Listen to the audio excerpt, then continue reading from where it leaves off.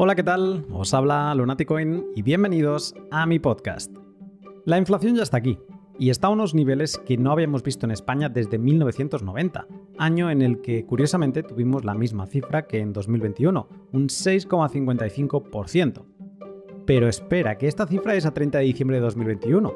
Ayer el Instituto Nacional de Estadística publicó el IPC a 30 de marzo de 2022 y se sitúa en un desbocado 9,8% de variación anual, la cifra más alta desde 1984, año en el que se abandonaban en España 10 años de inflación por encima del doble dígito.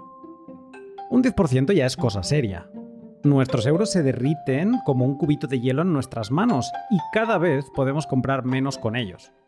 Y como esperar a la reacción de los gobernantes supone aceptar perder mientras tanto parte de nuestros ahorros, en este pod vamos a pasar a la acción con Peter Hodel y sus consejos para protegernos de la inflación. Te cuento más en un momento, pero antes, un segundo para mis sponsors.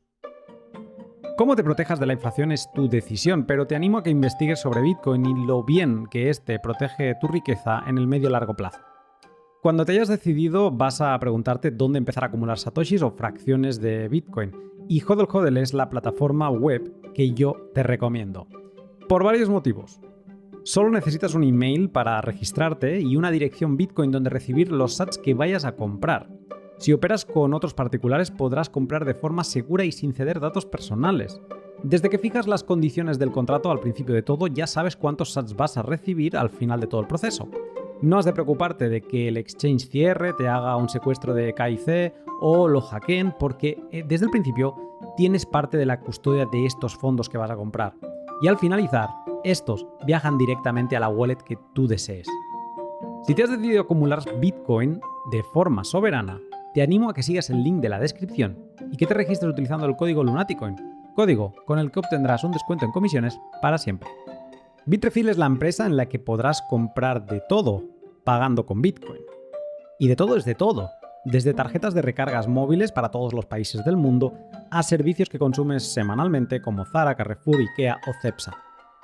Llevan tanto entre nosotros y nos hacen la vida tan fácil que a muchos nos ha pasado por alto una publicación que hicieron a finales de 2021, en la que Bitrefill explicaba que gracias a su volumen de ventas reducían la comisión de la gran mayoría de sus tarjetas regalo al 0%. ¿Y esto qué significa? Pues que ahora, cuando compras una tarjeta regalo de 100 euros de Amazon, por ejemplo, los sats que pagas por ella son equivalentes a 100 euros. 1 a 1. Vivir con Bitcoin ya era fácil con Bitrefill, pero ahora encima no tiene comisiones. Si no conoces el amplio catálogo que tiene Bitrefill en tu país, no esperes. Haz el curioso y sigue el link de la descripción y sorpréndete con su enorme catálogo. Y Braiins, la empresa de los chicos buenos de la minería, reconocida por su conjunto de soluciones de software como Braiins OS Plus, que es un firmware para dispositivos ASIC que te ayudan a minar mejor pagando menos electricidad, Slashpool, el primer pool de minería de Bitcoin, y también son co-creadores de Stratum V2 junto a Matt Corallo, que es el siguiente protocolo de minería que nos habilita a que sea un poco más descentralizada y menos dependiente de los pools. También tienen un blog genial y un panel de información minera que es una delicia. Esta semana han publicado un artículo en su blog hablando de una de las características de este panel, la calculadora de rentabilidad. Si estás planteándote minar, no te rompas mucho la cabeza con Excels que en Braiins ya se la han roto por ti. Y de forma totalmente gratuita puedes acceder al panel de Insights y en el menú seleccionar Profitability. Y allí puedes poner cuántos terahashes tienes, tu coste eléctrico e incluso incluir las variables como cuánto va a subir la dificultad en un año y cuánto puede subir el precio de Bitcoin. Y con eso sacas un modelo y te haces una idea si esta empresa tiene sentido o no. Si te interesa la minería, déjate caer por su madriguera con la ayuda de Braiins. Según el Banco Central Europeo, en una economía de mercado, los precios de los bienes y de los servicios están sujetos a cambios. Algunos aumentan y otros disminuyen. Existe inflación cuando se produce un aumento general de los precios, no solo de artículos individuales, que da como resultado que por cada euro puedan adquirirse hoy menos bienes y servicios que ayer. Es decir, la inflación reduce el valor de la moneda con el tiempo. También, según el Banco Central Europeo, el objetivo principal del Banco Central Europeo es mantener la estabilidad de precios, es decir, preservar el poder adquisitivo del euro. Para ello nos aseguramos de que la inflación, la tasa de variación de los precios globales de los bienes y servicios a lo largo del tiempo, se mantenga baja y estable y predecible. La estabilidad de precios crea las condiciones para un crecimiento económico más estable y un sistema financiero más estable. Consideramos que la mejor manera de mantener la estabilidad de los precios es aspirar a una inflación del 2% a medio plazo. Esto es lo que te dice el Banco Central Europeo que va a hacer. En este pod, Pijol te va a contar cómo ignorar sus palabras vacías y empezar a protegerte desde ya de su desastre monetario. Sin más, te dejo con el pod. Buenos días, Pi. Hola Luna, ¿qué tal? Muy bien. ¿Tú qué tal? ¿Cómo estás? Bien, muy bien. Hacía tiempo que no hablábamos en el podcast. Hace algún tiempo ya, sí. Entre el pod del KIC y luego también estuviste en la primera versión del podcast sobre wallets. Sí. Muy interesante y sabes que siempre es un placer para mí de compartir contigo y charlar contigo. Peter, hoy te he invitado aquí para un tema que estábamos el otro día también comentando con Arcad. Te voy a poner un poco en antecedentes y te voy a leer una pequeña introducción.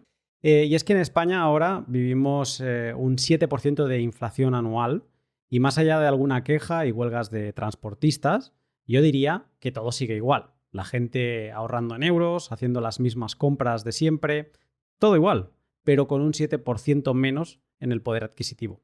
Si conseguiste ahorrar 1.000 euros al mes durante 2021, has de saber que 70 euros se los ha tomado la inflación a tu costa. 70 euros al mes. De hecho, al año, 840 euros se han volatilizado. O sea, tú sigues teniendo 12.000 euros en el banco, pero tu poder de compra se ha reducido en 840 euros. Esta crisis inflacionaria no solo afecta a Europa, es algo que está afectando a todo Occidente y, de hecho, Estados Unidos tiene la cifra más alta de los últimos 40 años de inflación. Lo más divertido es que, encima, estas cifras están cocinadas.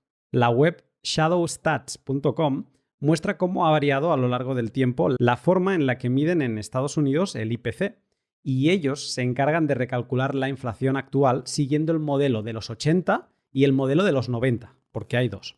En la web explican, y cito textualmente, que en términos generales, los cambios gubernamentales en las metodologías de sus informes han deprimido la inflación registrada, alejando el concepto del IPC de lo que debería ser, la herramienta que mide el coste de vida necesario para mantener un mismo estándar de vida.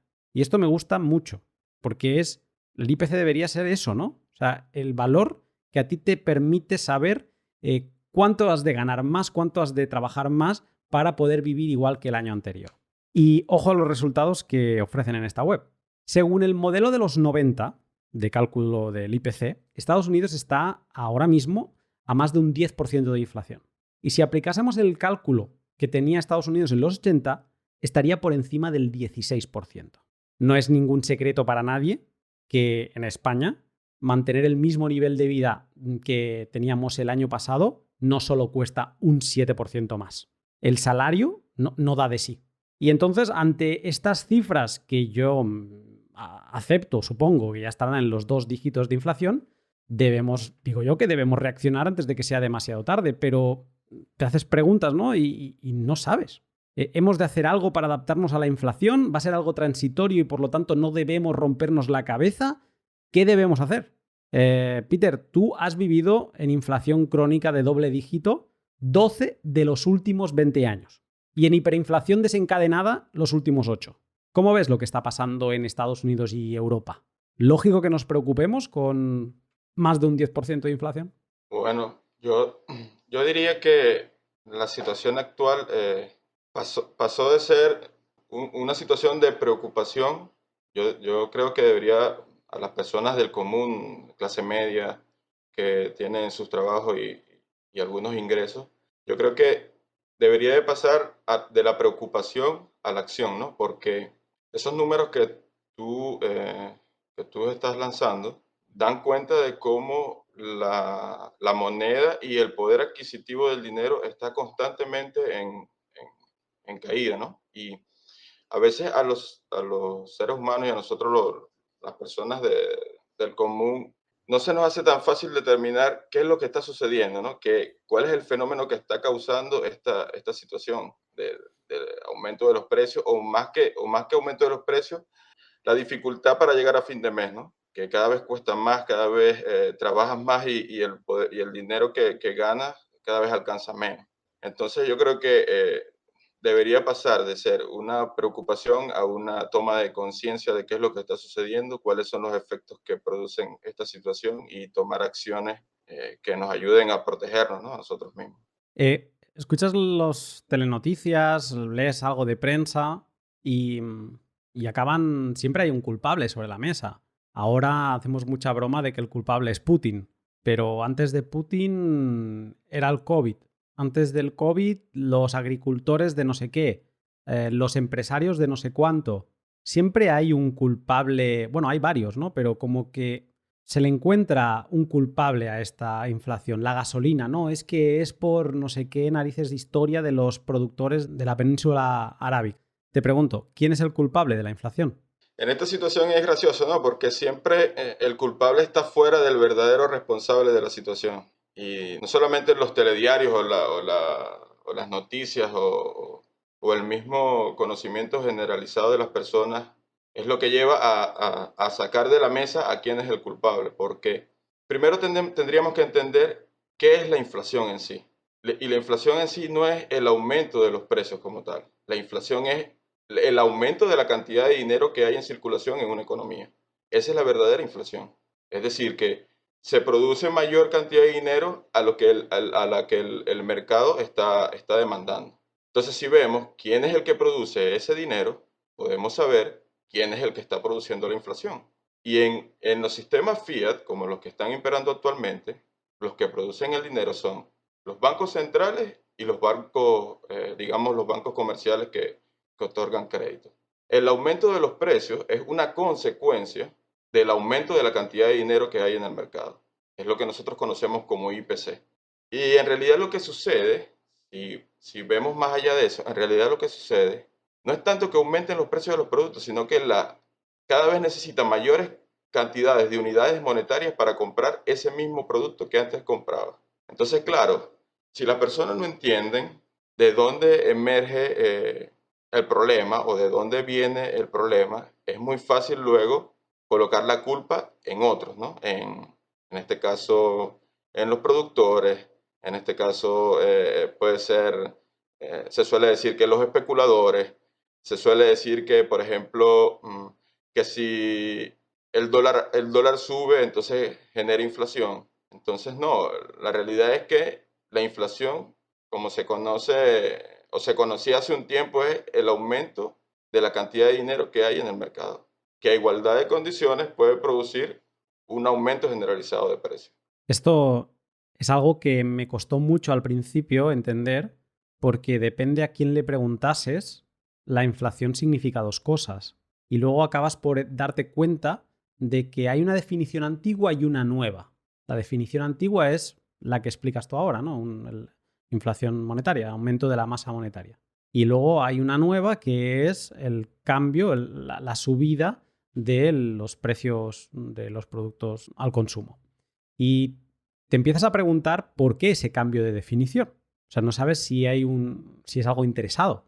Porque si lo enfocas desde que el IPC, la inflación, es cuánto se ha encarecido un producto, es como que centras la atención en el producto y en el productor. Si te fijas en la inflación como el aumento de la masa monetaria, de la impresión, ¿no?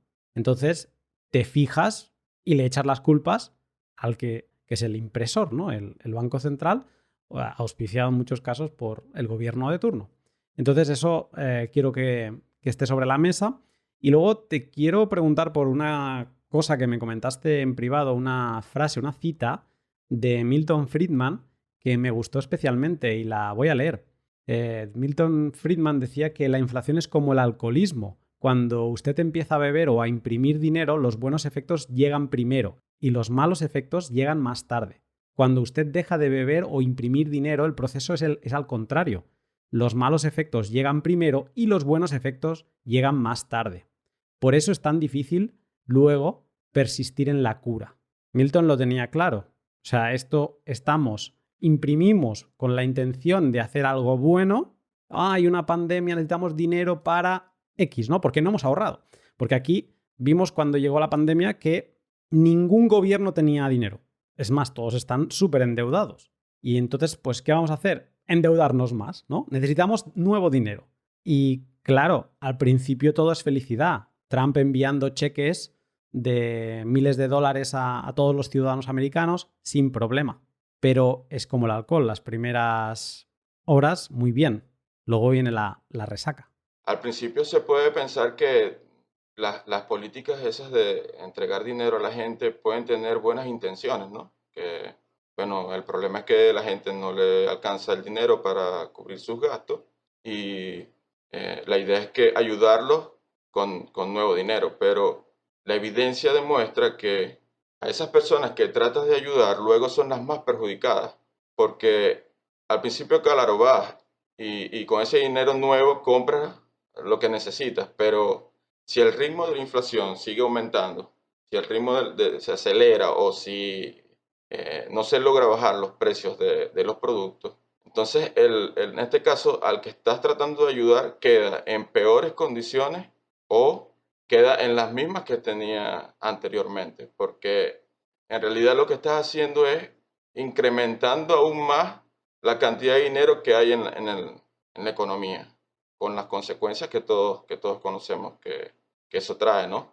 Porque si estas personas no están trabajando, por ejemplo, o no están produciendo productos y servicios que otra persona en la economía esté demandando, básicamente le estás dando dinero gratis y ese dinero gratis de alguna forma pierde su poder de compra, ¿no? Porque no hay mayores productos y servicios que se estén generando y se estén ofertando en la economía.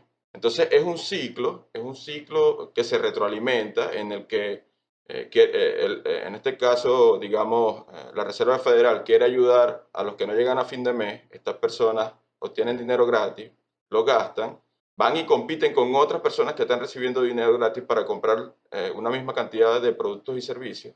Esos productos aumentan de precio. Luego esas personas no llegan igual a fin de mes, necesitan mayores ayudas y es un ciclo que se retroalimenta hasta que las personas se dan cuenta que lo que está sucediendo es que cada vez hay menos productos y cada vez hay más dinero circulando en el mercado. Por supuesto, al llegar a ese estado de cosas, las personas se dan cuenta de que no vale la pena tener dinero en sus cuentas o como una forma de ahorro. Entonces, cuando ves la inflación se dispara porque todas las personas están desesperadas por gastar lo poco que ganan o lo mucho que ganan en productos lo más rápidamente que puedan. ¿Qué piensas cuando nos ves reflexionando sobre la transitoriedad del asunto? ¿Debemos tomar medidas o no? Es algo que constantemente nos preguntamos, quizá gente que no estamos tan relacionados con inflaciones de doble dígito. ¿Qué opinas de esto de la transitoriedad? Bueno, a mí al principio me costaba creer que algo como lo que está sucediendo en Europa y en este caso en Estados Unidos, en los países occidentales en sí, me costaba creer que eso pudiera pasar, ¿no? Siempre uno tiene la duda razonable de que las personas que están dirigiendo la economía y en este caso los bancos centrales tienen conocimientos y son personas pragmáticas y entienden lo que están haciendo, ¿no? Pero las últimas declaraciones de algunos políticos y algunos mandamases de esos institutos te das cuenta que, no están muy claros de lo que deben hacer o los incentivos que tienen no los llevan a tomar las decisiones correctas. En este caso, mm, yo lo que diría es que cuando se desatan la inflación, como está ocurriendo, puede ser cualquier cosa menos transitoria. Puede ser que empiece de a poco, ¿no? Con pequeñas subidas, porcentajes de pequeñas subidas de algunos productos, luego vienen subidas de otros productos, pero eso de ninguna forma es transitorio. Simplemente te das cuenta de que es el inicio de lo que viene a posteriori, que puede ser una inflación crónica en la que constantemente estás en números de 2 dígitos, eh, como pasa, por ejemplo, en Argentina, que es una inflación constante que siempre está ahí en esa economía, y luego llegar a las condiciones más extremas, por ejemplo, el caso de Venezuela, que pasó de estar en una situación en la que no había una inflación tan alta, luego pasó a una situación como el estado que está actualmente Argentina, y luego para desembocar en la situación de hiperinflación, ¿no? Son como pasos que se van dando en esa dirección. Hablabas tú de los mandatarios, de cómo están, ¿no? De qué sensaciones dan cuando hablan.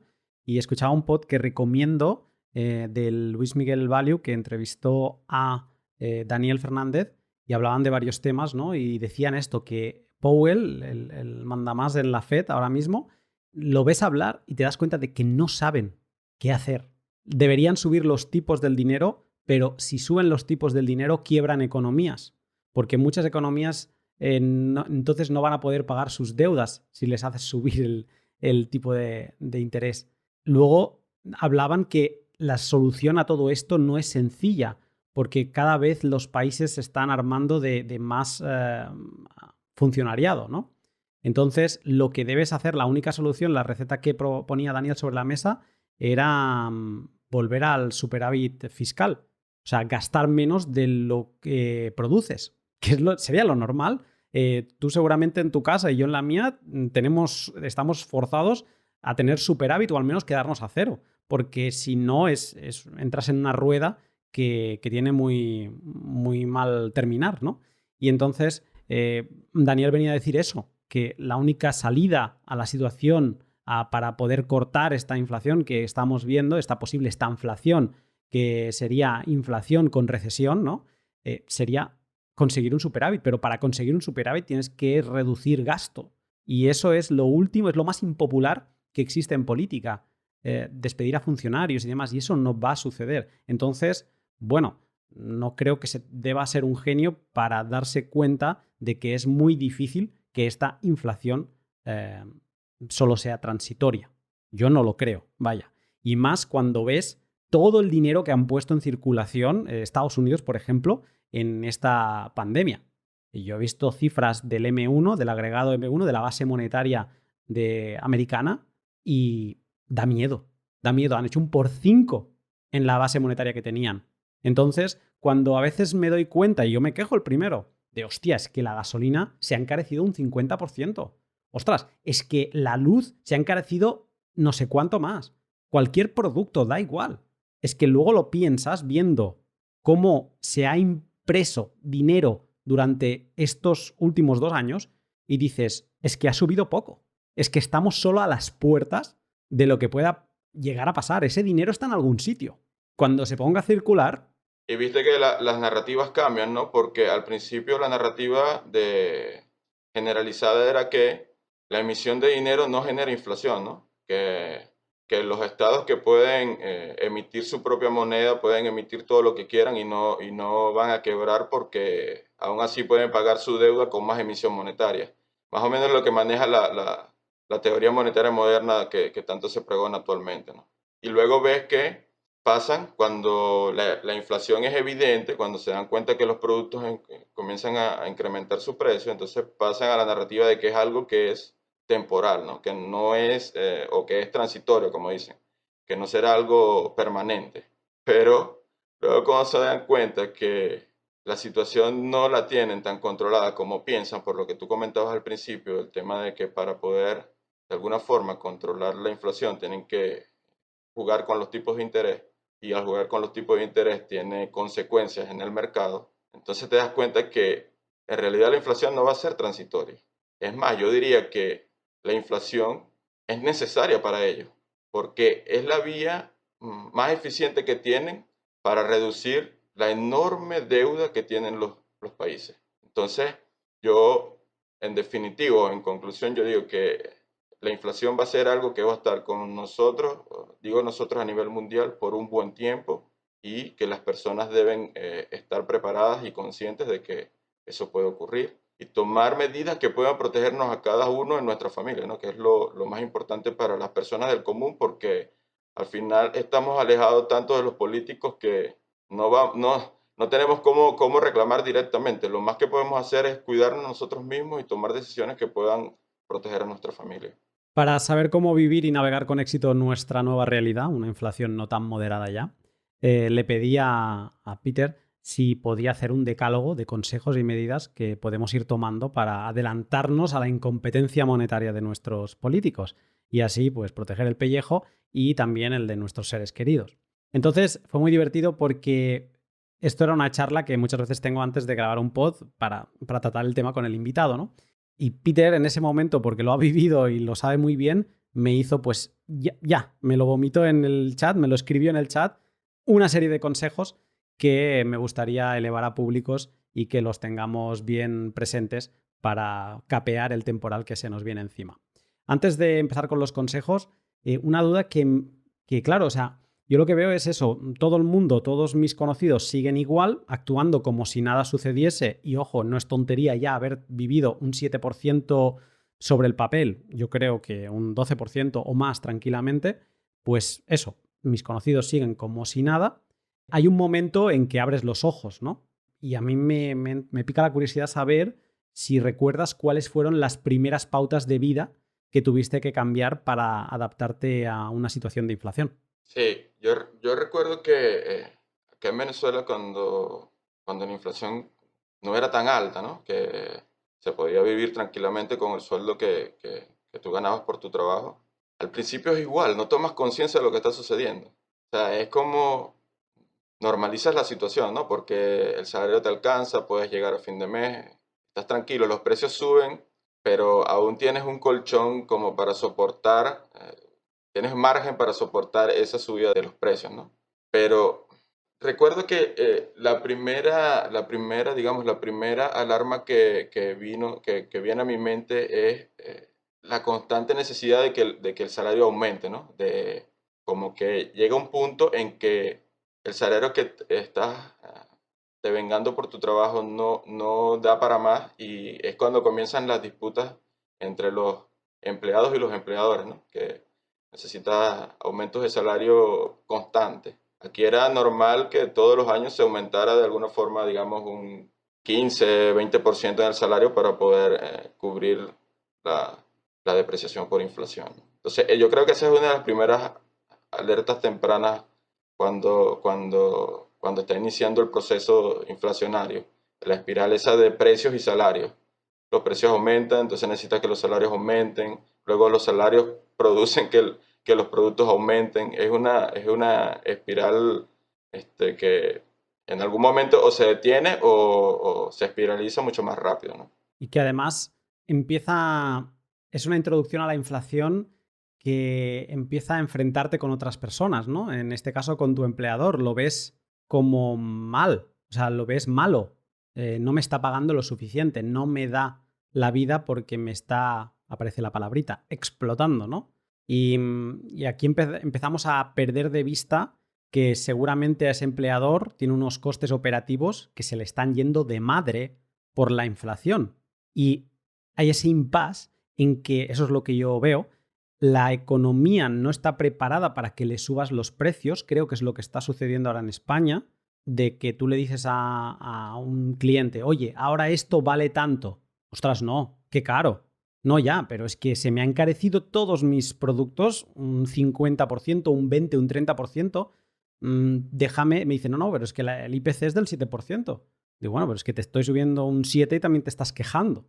Hay esas fricciones de que hay un mundo que sigue sin querer aceptar que hay una inflación y luego hay pues otro mundo, trabajadores y demás, que dicen, oye, que a mí no me da el salario, súbeme el sueldo, ¿no? Y entonces yo hablo porque es una cosa que estoy experimentando, viendo en la empresa, de que hay una fricción, hay dos mundos y la gente no está preparada a que los precios cambien y empieza como a enfrentar a las personas. Y es una decisión monetaria de los que están arriba que enfrenta a los de abajo. ¿Esto te suena familiar?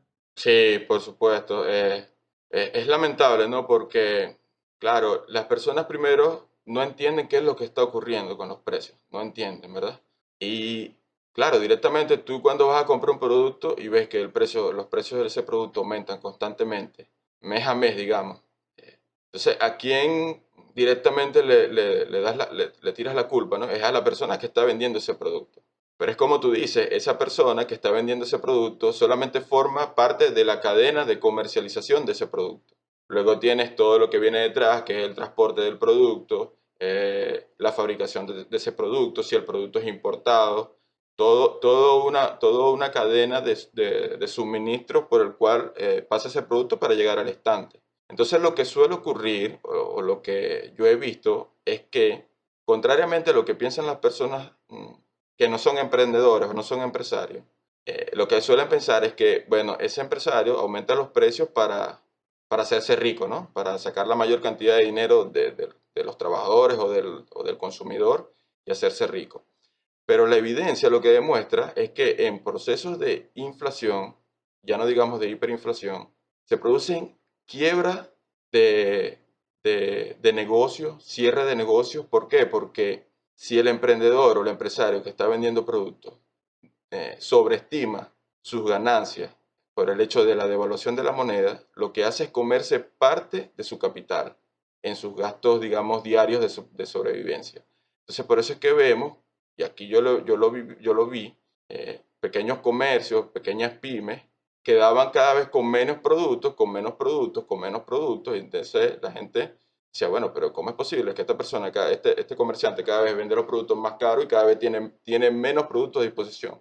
Y lo que ocurre es eso, que el mismo proceso inflacionario que afecta a los trabajadores también afecta a los emprendedores y a los empresarios. ¿Por qué? Porque los lleva a sobreestimar sus ganancias pensando que están teniendo rentabilidad de los productos que venden y en realidad lo que están haciendo es comerse parte del stock que ellos tenían. Entonces, por eso es que ves quiebra de esas pequeñas empresas y también posiblemente cierre de algunas otras o la pérdida de competitividad de, de esas pequeñas empresas con otros que tienen mayor margen de maniobra, digamos, por ejemplo, un supermercado tiene mayor margen de maniobra que un mercado, digamos, una bodega o un pequeño comercio de, de uno o dos trabajadores. Da la sensación que es la liquidación de las pymes. O sea, que se van a quedar las grandes empresas porque son las que tienen el músculo para poder ir absorbiendo toda esa volatilidad diaria en los precios. O sea, diaria cuando ya estás en situación de inflaciones muy altas. Pero, bueno, es que a ver, en España hemos visto empresas que se han planteado detener su operativa por los altos costes eléctricos. Ahora lo mismo por los costes del combustible. O sea que no es diario, pero sí que notamos cambios mes a mes, que eso lo he visto yo. O sea, en mi empresa yo recibía una subida de tarifas normalmente una vez al año por parte de mis proveedores o una vez cada 2 años o cada 3 y con 200 disculpas de por medio. Ah, es que no sé, es que China ahora compra demasiado este producto y nos ha encarecido. O sea, siempre como muy justificado. Y ahora estos mismos proveedores en un año me han enviado 5 subidas de precio. Entonces, yo creo que es un proceso de hacer cada vez más difícil la subsistencia de los pequeños negocios. Sí, es que también debemos recordar que se suele decir que la inflación es básicamente un impuesto, ¿no? Es un impuesto sin legislación, como decía Milton Friedman. Es un impuesto que no se ve y no está en ninguna ley o en ninguna reglamentación, ¿no? Es simplemente una forma de extraer recursos de la economía por medio del señoreaje del dinero, ¿no? Entonces, claro, las personas no se dan cuenta de lo que está sucediendo solamente cuando ya es demasiado tarde y se percibe en el día a día, ¿no? Ahí es cuando las personas se dan cuenta que el efecto que tiene la emisión de dinero descontrolada por parte en este caso, del ente emisor del dinero, ¿no? Y es lamentable porque se suele pensar de que, bueno, lo ideal es que haya mucha competencia, ¿no? En el mercado, que exista competencia, que existan pequeños comerciantes, que exista... mientras mayor competencia es mejor porque los consumidores tienen, de alguna forma, tienen mejores fuentes de dónde elegir o hay competencia de precios. Y en realidad la inflación lo que hace es matar eso, matar la competencia y centralizar la economía en todos los que pueden sobrevivir a la inflación, que son en su mayoría grandes comercios y grandes fabricantes o grandes distribuidores de productos, ¿no? Cuando lo ideal es que familias que tienen sus pequeños negocios prosperen y tengan beneficios y vendan productos, intercambien productos en el mercado para que todos nos podamos beneficiar de eso, ¿no? Entonces, de vuelta, es lo mismo, ¿no? La intención de querer ayudar a uno termina afectándonos a todos en definitiva. Vamos a poner sobre la mesa estos consejos que me explicaste por Telegram, por nuestra conversación privada. Y yo los he dividido un poco en 3 apartados y voy a empezar por los que he catalogado como consejos de mindset, ¿no? De forma de entender la situación, cómo tenemos que cambiar nuestra manera de entenderlo todo para poder capear bien una inflación. El primer consejo que me dijiste fue pensar que lo imposible puede suceder. Y el segundo, adaptar la mente a que no es transitorio e incorporar pensamiento adversario. ¿Podrías explicar un poco más esto? Era lo que te comentaba al principio, ¿no? Yo, por experiencia propia, lo que hacía cuando se veía el aumento, digamos, del producto más clave en la economía, en este caso, digamos, el precio del dólar, siempre se solía bromear que, bueno, que a nosotros, a los trabajadores solía decir, bueno, no me importa tanto el precio del dólar porque yo no gano en dólares, ¿no? Yo gano en bolívares y lo que me importa es que los bolívares alcancen para cubrir mi canasta básica. Entonces, de alguna forma, siempre tratamos como de normalizar la situación, ¿no? De no ver el problema y de decir, bueno, esto puede ser que aumente hoy, pero mañana quizás bajará, ¿no? O quizás no seguirá aumentando los precios, o quizás es algo que puede ser causado por algo puntual. Y la realidad es que no es así. No es así. Los precios cuando comienzan a subir y cuando se convierte en una espiral de precios y salarios, la realidad es que es todo menos transitorio. Entonces, si te quedas al último, si eres el último en comprar, si eres el último en tomar decisiones, entonces eres el que te ves más afectado, ¿no? Porque cada vez tienes que esperar a fin de mes para recibir tu pago y ir al mercado a comprar con productos que posiblemente ya han aumentado su precio. Entonces lo ideal en este punto es tener ese pensamiento, mira, esto no es transitorio, esto es algo que puede estar mucho tiempo con nosotros, esto es algo que puede afectar a mi familia, puede afectar mi situación económica, puede afectar incluso mi salud. Entonces es bueno que la persona tome conciencia desde un principio y tome esa actitud de que adversaria en el sentido de que, mira, haré todo lo posible para sobrepasar esta situación de la mejor forma, ¿no? Tanto económica como de salud, ¿no? Porque también es algo que puede afectar la salud mental e incluso física, ¿no? El tema de los precios y el tema de buscar los productos que tú necesitas para la subsistencia. Te interrumpo un momento para hablarte de mis otros 2 sponsors. IVPN es el proveedor de VPN que vengo utilizando desde hace aproximadamente un año.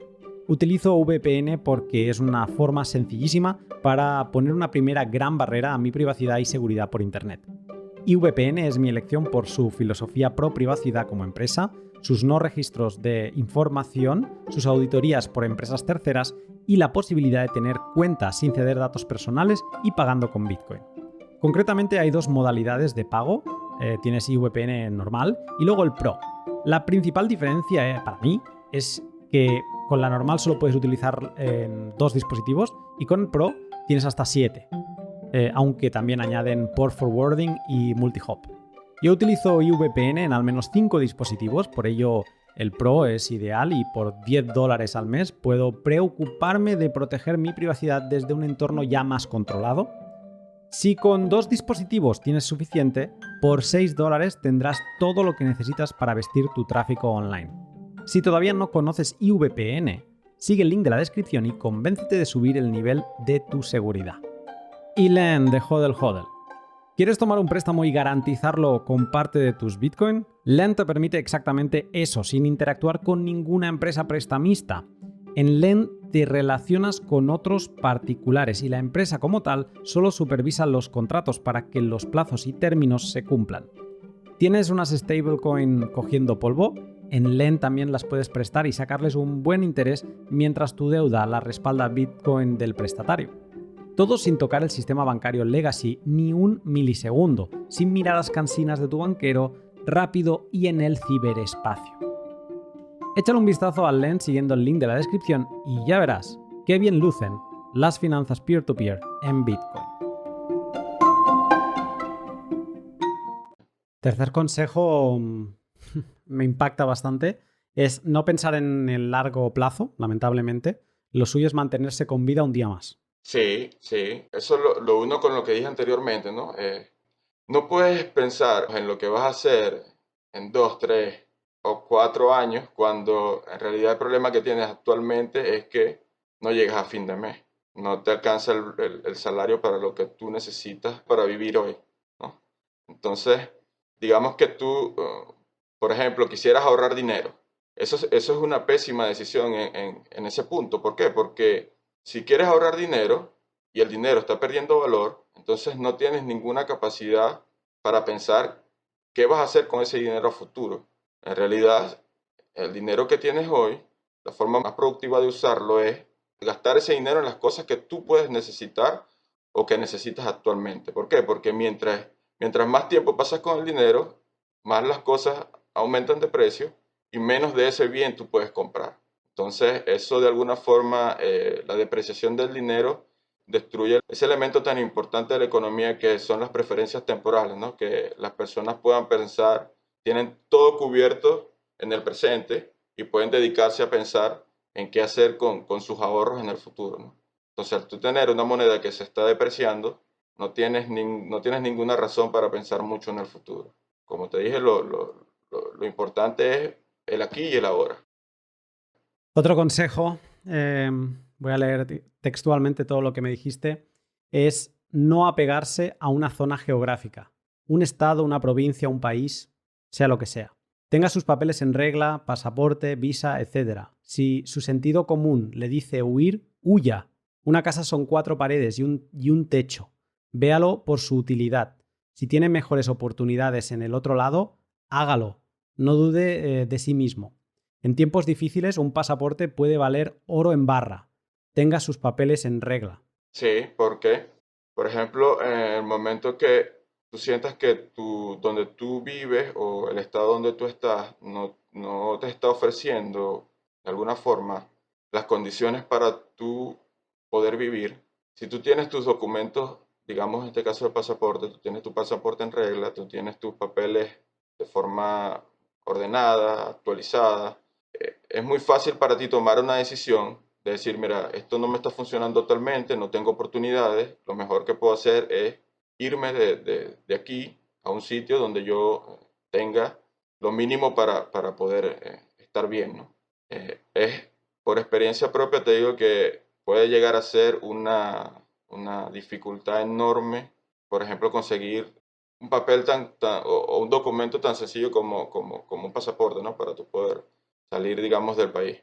¿Por qué? Porque de alguna forma el instituto también que emite esos documentos se ve afectado por la inflación. Entonces tú de repente pagas el documento hoy y a la vuelta de un mes la moneda ha perdido el valor y si ese instituto que emite ese documento no lo ha hecho de forma expedita, entonces el documento no sale, no se emite. Entonces, quizás en este momento se pueda ver como algo extremo, ¿no? Como algo, un consejo extremo, pero por experiencia propia les digo que puede ser algo muy, muy complejo tener documentos de ese tipo digamos, para ir a otro lado, a otro país o para buscar una mejor oportunidad de trabajo o un mejor sitio donde estar con su familia, ¿no? Vamos con unos consejos que yo he puesto en una categoría más de consejos prácticos. Este quinto consejo sería hacer una evaluación de cuáles son los productos básicos que comes normalmente, que usas para mantenerte con vida y tener un stock de, digamos, un mes. Sí, a veces las personas ni siquiera sabemos cuánto consumimos de un producto, ¿no? Que, por ejemplo, cuánto consumimos de pan, cuánto consumimos de, digamos, de harina de maíz, cuánto consumimos de arroz, cuánto consumimos de X productos. Si no sabemos a priori cuánto consumimos de eso, digamos, en un mes y lo compramos simplemente porque se nos agota en casa y es cuando salimos a comprar. Entonces, en un proceso de inflación o de, mucho peor, en un proceso de hiperinflación, entonces no podemos tomar decisiones rápidas, ¿no? Por ejemplo, si usted necesita un producto que sabe que va a necesitar en el futuro, pero no sabe cuánto consume de él, entonces no puede tomar la decisión de, mira, es preferible comprar 2, 3, 4 o 5 o digamos un bulto de ese producto a comprar una cantidad o menor o ni siquiera comprarlo, ¿no? Entonces, es bueno que las familias en ese punto tengan como un presupuesto, no tanto del dinero que pueden tener, sino de los productos que se necesitan y mantenerlos por un tiempo, por ejemplo, yo digo de un mes porque eso da margen de maniobra para reponerlo en caso de que el producto, digamos, desaparezca del anaquel o sea difícil conseguirlo o eso, o sea complicado encontrarlo en algún sitio en específico, ¿no? Ese stock de tiempo o ese stock de ese producto por un tiempo prudencial da mucho más margen de maniobra para seguir buscando. Vamos con el sexto porque está muy relacionado con este y da bastante que pensar. El consejo en concreto es pensar que cualquier producto puede desaparecer de los anaqueles. El dinero no vale nada si no permite comprar. Comprar ahora, no esperar luego. Sí, esa es una de las cosas o uno de los consejos que yo mismo tendría que darme en mi pasado, ¿no? Porque a veces yo lo pienso y me arrepiento a veces de cosas que quizá dejé de comprar en su momento simplemente por pensar de que, bueno, no puede pasar a mayores, ¿no? El producto no va a desaparecer, primero porque es importado, segundo porque no tiene control de precios, digamos, o porque ahora mismo veo que hay suficiente, ¿no? Entonces, digamos, por ejemplo, el aceite comestible. Era común que pasara por periodos en que el producto aparecía y desaparecía, aparecía y desaparecía, ¿no? Entonces, cuando veía los anaqueles full de ese producto, entonces no, en ese momento no hacía falta. Pero luego cuando veas cuando ya no se veía más ese producto específico, entonces era cuando te arrepentías de no haberlo comprado, ¿no? De no tener ese stock del que hablamos al principio. Entonces, sí, en momentos cuando la inflación se desata o cuando es un proceso muy agudo o muy fuerte de inflación, entonces lo mejor es no tener dinero y tener los productos que tú necesitas para tu vida diaria. Es una forma también de ahorro, ¿no? Porque lo que tú compres hoy, eh, el dinero que tú gastes hoy en ese producto, luego lo ahorras cuando no tengas que comprarlo en el futuro. Esto que quizá quien nos escuche y esté en España le puede parecer muy extremo, tanto el anterior consejo como este, decir que estamos viendo cómo todas las cosas suben de precio constantemente. Si no llevas la cuenta de lo que valen las cosas, da igual. Yo antes recuerdo que con 50 euros en el Mercadona hacía malabares. O sea, estiraba una compra sin problemas para mí solo una semana. Ahora mismo los 50 euros son los nuevos 20 euros, porque es que te dan para eso, te dan para un 40% de lo que te daban antes. Y en una compra que me dure una semana, 120, 130, más o menos. O sea, estamos en esa línea. Entonces, si tú acumulas mensualmente, si te lo puedes permitir también por espacio, pero si puedes, si lo haces, estás, digamos, como cuando hablamos en Bitcoin de hacer dollar cost average, ¿no? Pero aquí no nos interesa hacer dollar cost average. Aquí te interesa porque aquí no hay una duda de si va a subir o bajar. Aquí sabes que los precios van a seguir subiendo a la larga. Entonces, todo lo que puedas comprar hoy mejor, porque en tus compras vas a ir, digamos, ganándole céntimos a esa botella de aceite que hoy te vale 1 euro, pues mañana a lo mejor te vale 1,10 y a final de mes te vale 2. Si las has comprado todas hoy, pues las has comprado todas a 1 euro, ¿no? Entonces puede ser incluso una buena práctica no solo por falta de abastecimiento en los supermercados, sino para ahorrar, que creo que es importante. Y a mí el punto que me ha como causado impacto o mayor reflexión de este último consejo es lo de que el dinero no vale nada si no permite comprar. Que a veces decidimos, no, es igual, no compres esto porque se nos va a ir la compra de madre. Nos va a subir 200 euros de lo que esperábamos gastar hoy. Bueno, pero es que a lo mejor te pasa como con el aceite de girasol por la por la guerra de Ucrania, que ya no lo vas a poder comprar, ¿no? Entonces el dinero sirve para comprar cosas. Si tienes dinero, pero no hay cosas que comprar, quizá te arrepientas de no haber comprado. Así es, así es. Tal cual como lo describes. Puedes tener dinero en tu cuenta, vas al súper y no ves nada, nada, los anaqueles vacíos, y ahí te das cuenta que el dinero en sí mismo no tiene ningún valor si no permite el intercambio de mercancías. Es tal cual, así, tal Es un cual. medio de intercambio indirecto, pero es algo que tienes para poderlo cambiar por otra cosa. Pero si no hay otra cosa que cambiar, ¿para qué quieres el dinero? Así es, así es. Luego vamos con dos consejos que tienen bastante similitud, que son tener una red de amigos con los que puedas hacer trueque y luego tener un proveedor internacional que te surta de cosas que puedas necesitar. A ese extremo llegamos, Peter, que nos cargamos el medio de intercambio indirecto y lo convertimos a medio de intercambio directo, o sea, volvemos al trueque. Claro, es que tiene que ver con lo que dijimos anteriormente, que el dinero no tiene valor si no permite intercambiar cosas. Entonces, eh, por experiencia propia, lo que suele suceder es que si tú tienes una buena relación con tus vecinos, digamos, con un grupo de amigos, entonces es mucho más llevadero en el sentido de que no necesitas, como no sales al súper a buscar, porque posiblemente no encuentres nada de lo que necesites. Entonces lo que hace es que de repente te reúnes con tu vecino, le dices, mira, necesito, digamos, azúcar, yo tengo arroz, y de repente esa persona necesita ese artículo, y se produce un intercambio en lo que los dos quedan satisfechos, y cada uno obtiene lo que necesitaba, ¿no? Entonces, quizás puede sonar extremo, quizás puede sonar que es, digamos, imposible que suceda, pero te lo preguntas a un argentino o se lo preguntas en este caso a un venezolano y te puede decir que es perfectamente posible que eso pueda llegar a ocurrir. Entonces es bueno tener una buena relación con nuestros vecinos, con nuestros amigos cercanos, y que podamos de alguna forma organizar ese tipo de intercambios en casos extremos en que se necesiten, ¿no?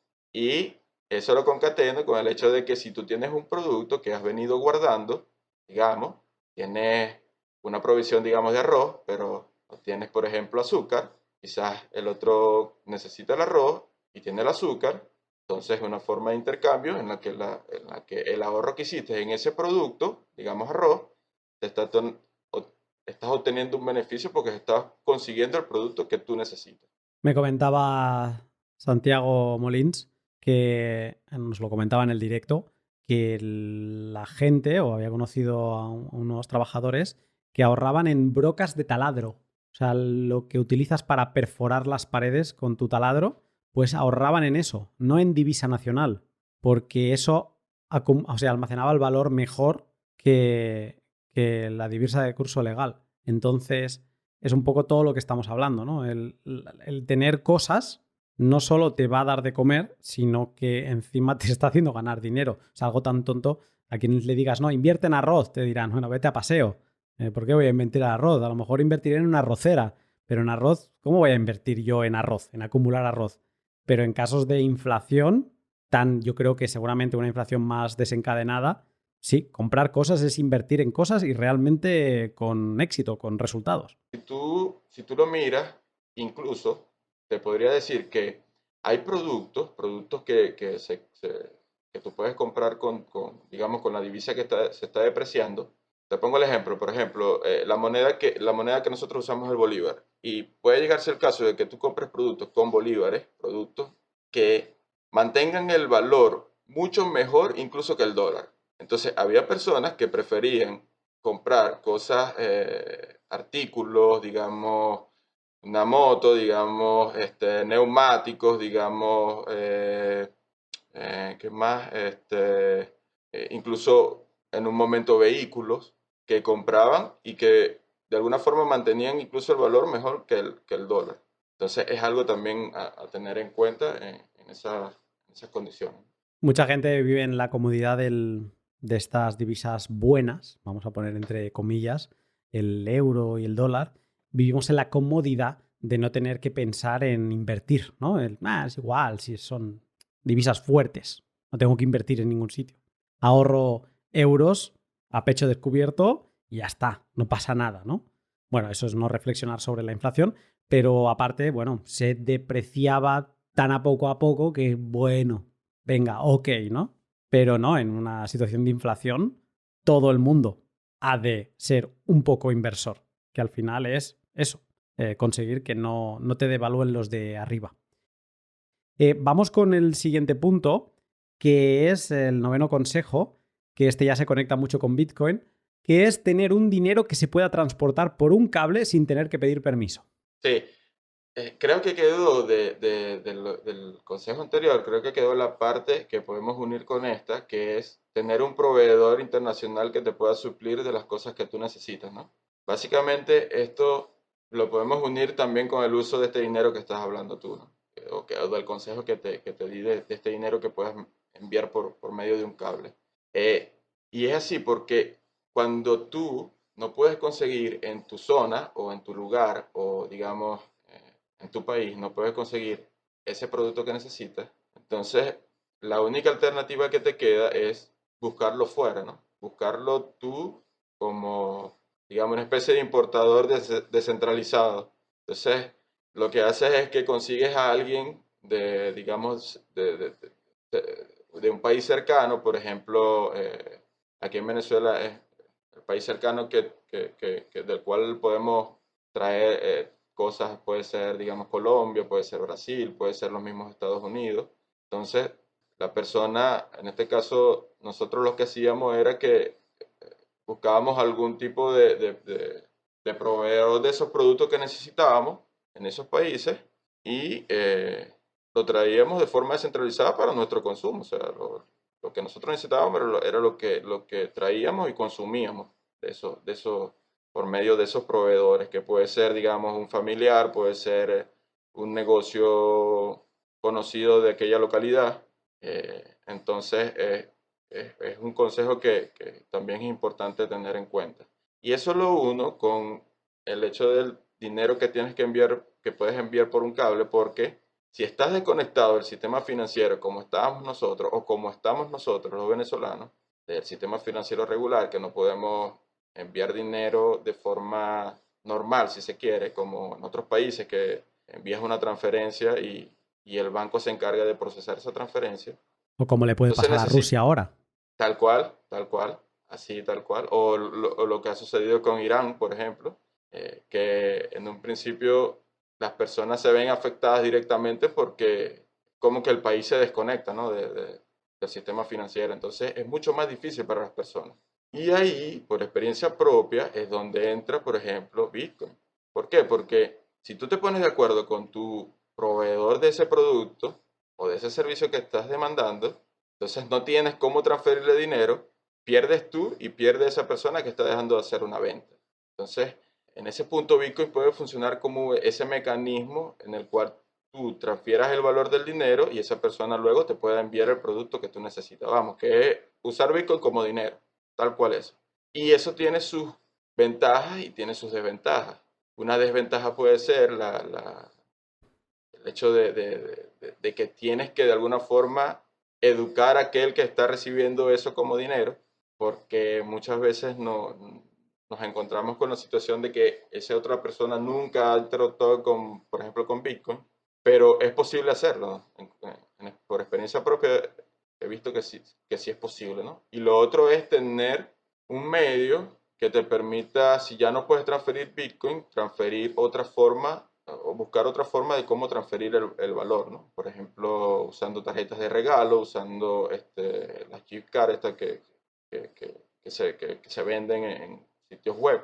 Entonces es un medio que es muy, muy, muy útil para esos casos. Entonces tú transfieres tus Bitcoin, los transfieres a este servicio, compras la Giftcard, le envías esa Giftcard a, digamos, nosotros le decimos aquí al personal shopper, que es una persona que está, digamos, por ejemplo, en Estados Unidos y está en un negocio, por ejemplo, Walmart o cualquier otro, y le envías una tarjeta de regalo de ese establecimiento, te hace la compra y tú no tienes que usar cuenta bancaria, no tienes que pedir permiso para que te aprueben el intercambio de divisas, no tienes que esperar que sea lunes o que sea un día hábil para procesar una transferencia. En ese caso, es toda una bendición tener ese tipo de dinero que con el dinero en efectivo no lo puedes hacer. No puedes enviar de aquí a otro país el dinero en efectivo. Tampoco puedes enviar, digamos, oro o plata por un cable. En cambio, Bitcoin tú lo puedes enviar a cualquier hora, a cualquier lugar y bajo las condiciones que tú quieras, ¿no? Y dejaste una última palabra que es el permiso, ¿no? Que puedas enviar por un cable sin tener que pedir permiso. Y creo que en tu caso le das todo el sentido al adjetivo permissionless que todos los bitcoiners del mundo nos llenamos la boca utilizándolo. Pero seguramente tú has vivido en tus carnes la importancia de esa palabra, de que no tengas que estarle pidiendo permiso a nadie. Y quizá en esto estamos muy mal acostumbrados. Por ejemplo, aquí en España se utiliza Bizum, que es una especie de Venmo, ¿no? Donde puedes enviar dinero como quien envía un mensaje. Y claro, nos sentimos que tenemos un dinero súper moderno, súper digital, súper fluido, pero en una situación así, todo ese tipo de dinero se cae. Sí, sí, ese tipo de dinero permisado funciona hasta que funciona, ¿no? Porque en el momento que tu nacionalidad, por ejemplo, es penalizada, entonces deja de funcionar. El caso más evidente es el caso de PayPal.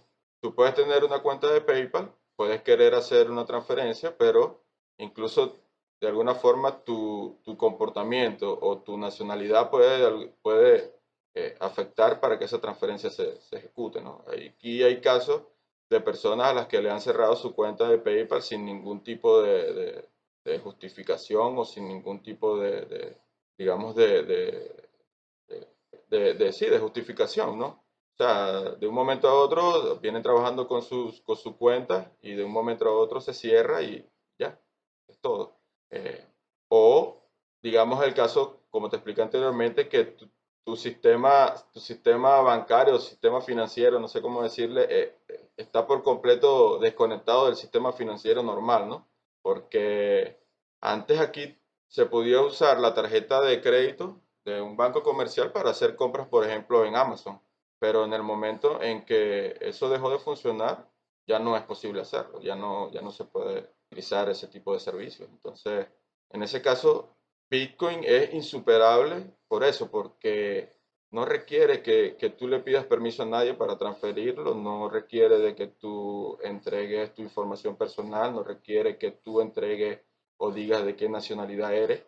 Simplemente descargas una aplicación, tienes los Bitcoin, los transfieres y listo, es todo. ¿Qué importante ha sido para ti Bitcoin? Bueno, ha sido muy importante porque en un principio, de hecho yo llego a Bitcoin porque por una forma de cómo, de alguna forma, ahorrar o mantener el dinero que yo estaba ganando por mi trabajo, ¿no?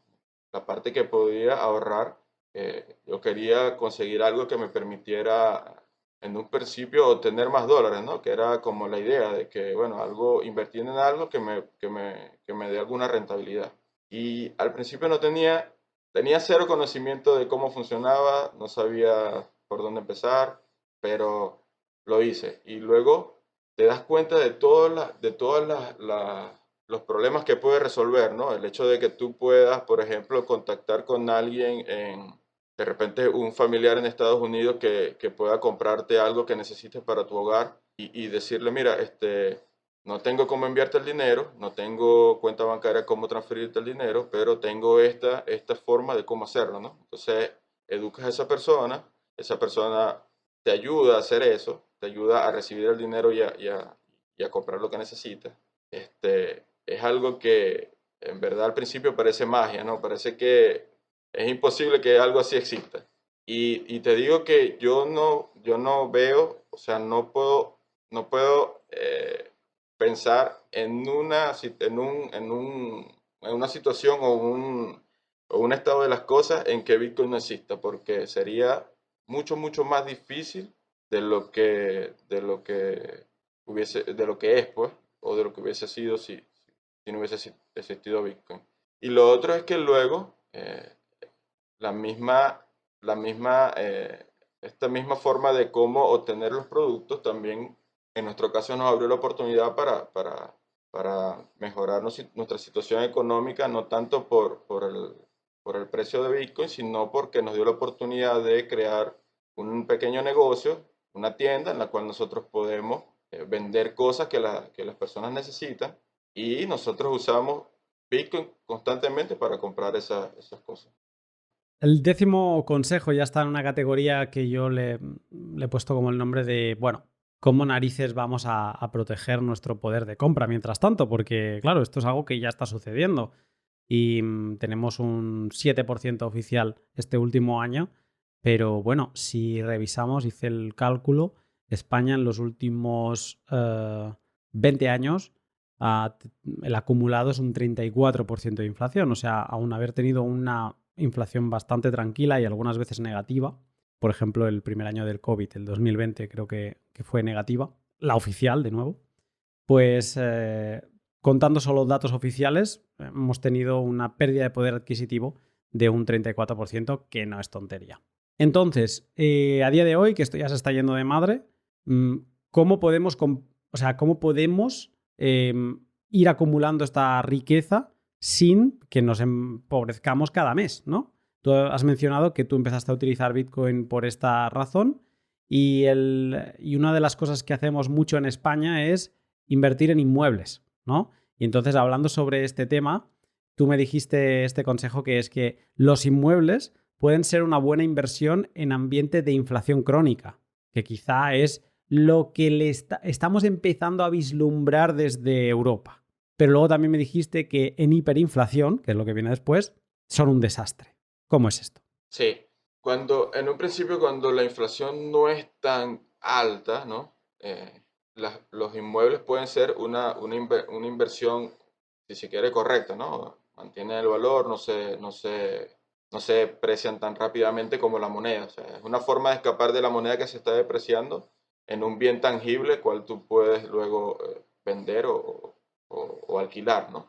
Pero llega un punto en que en el estadio de hiperinflación en el que las personas, el general de las personas, se empobrecen tanto que es imposible luego conseguir, o es muy difícil luego conseguir a un comprador que te quiera entregar la misma cantidad de dinero por la cual con la cual tú compraste ese inmueble, ¿no? Digamos que si vemos los números, por ejemplo, en el caso de Venezuela, hasta 2019 los precios de los inmuebles habían disminuido casi un 70%. Entonces, en un principio pueden funcionar muy bien como cobertura, pero luego en procesos de hiperinflación, entonces ves que se produce todo lo contrario, ¿no? Porque los inmuebles comienzan a bajar de precio constantemente, no consigues compradores, es mucho más difícil conseguir un comprador. Lo otro es que, por ejemplo, el mismo proceso hiperinflacionario hace que el músculo financiero de los bancos también sea más pequeño, por lo que los créditos bancarios se hacen mucho más minúsculos o inexistentes. También suele ocurrir de que el ente emisor del dinero piensa que el problema principal es que el crédito que otorgan los bancos se usa para comprar divisas, lo que hace que se deprecie la moneda.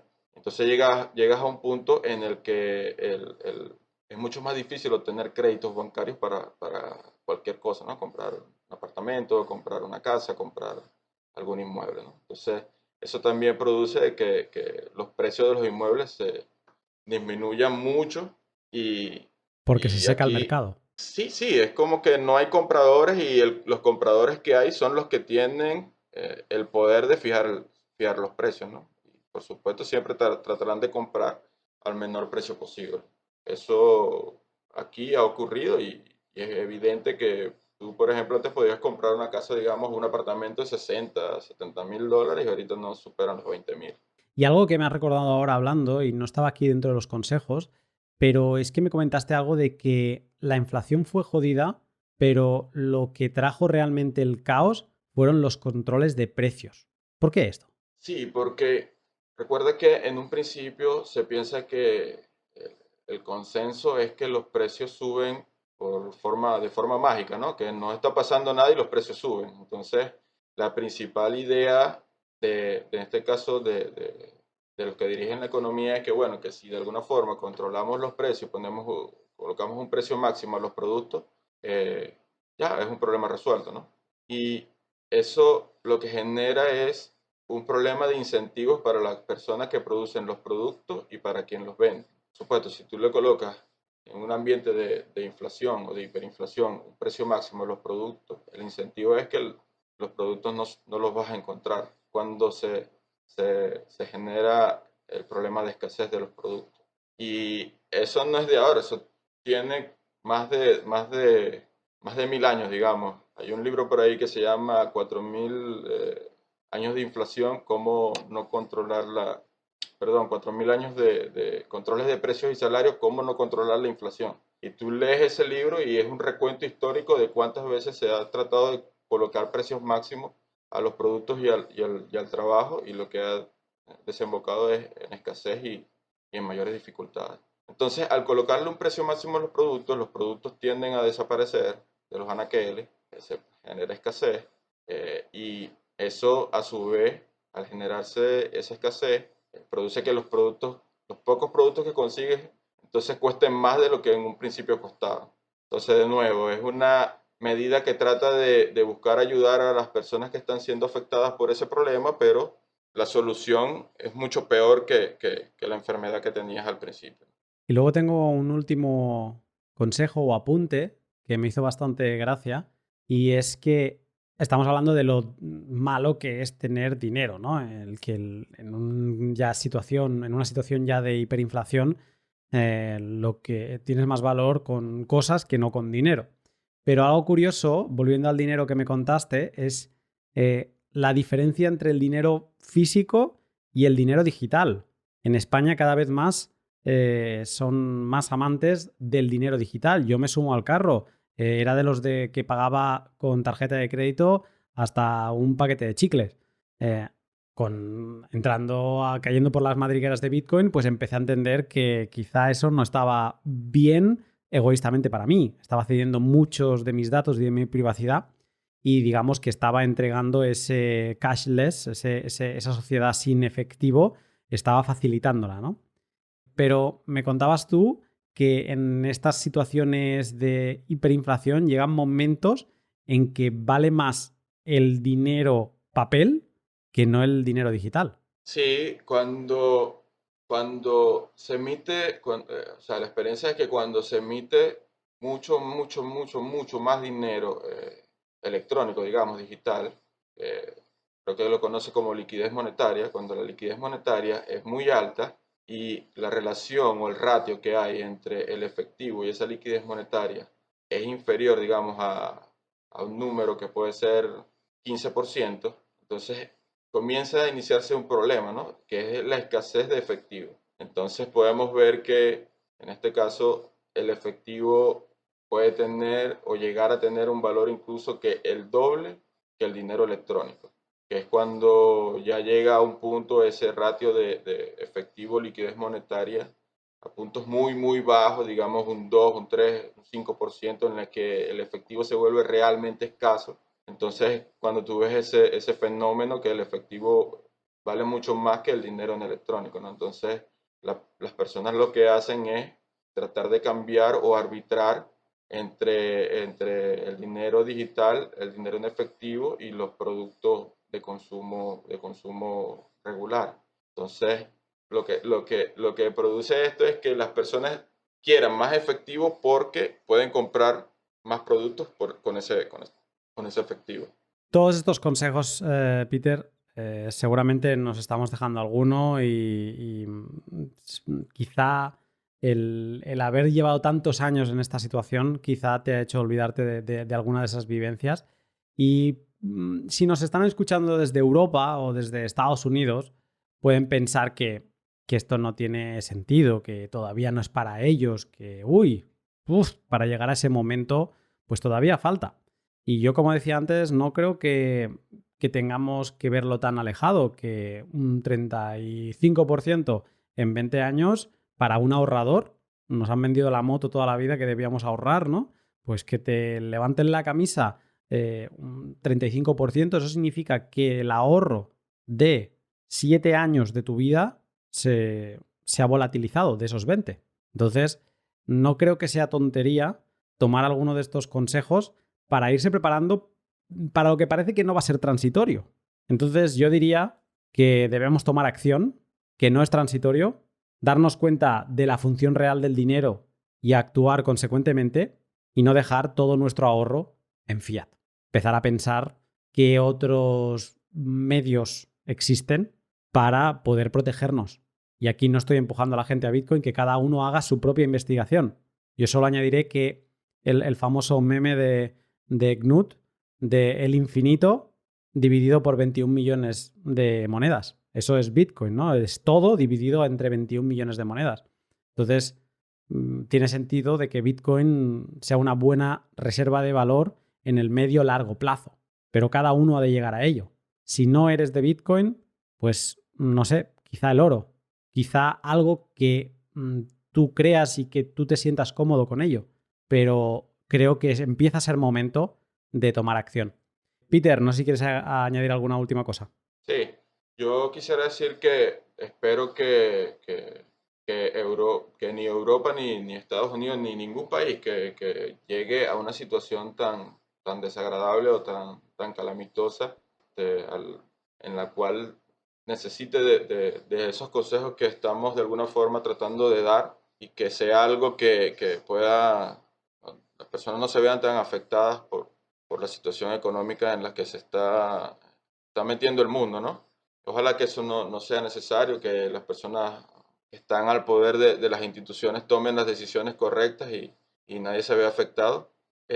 Pero siempre es bueno tener ese pensamiento bitcoiner de que lo peor puede suceder, ¿no? De que no puedes confiar, de que no puedes simplemente dejar que otro haga las tareas por ti, sino tú ponerte los pantalones, pensar que puede ocurrir, que un país puede quebrar, que la situación económica puede empeorar, que la situación puede ser mucho peor de lo que está actualmente y tomar decisiones para proteger a lo que más queremos, que es a nuestra familia y, y a nuestros propios intereses y a nuestra propia salud. Hay un libro que vi que comentaba Odell por Twitter. Lo he empezado a leer, no lo he acabado y es de 2016. Y es muy interesante que sea de 2016, que no se ha escrito hace un año o dos en medio de una pandemia. El libro se llama The Mandibles, de Mandibles. Me parece que no está en español, o puede ser que sí, no lo sé. Y habla de una familia estadounidense que vive entre los años 2029 y 2047. Lo que parece imposible puede suceder. Y esta obra es de ficción, lo sé. Pero habla de cosas, llevo apenas 80 páginas y cómo se te pone el cuerpo, sobre todo por cómo hablan, por algunas formas de pensar que son muy tóxicas y que ya las veo a mi alrededor. Entonces, puedes suponer que no vamos por muy buen camino. Peter, muchas gracias por este rato y nada, volvemos a hablar pronto. Bueno, Luna, muchas gracias por invitarme y sabes que es un placer siempre charlar contigo. Muchas gracias. Gracias. Gracias. Gracias. Gracias.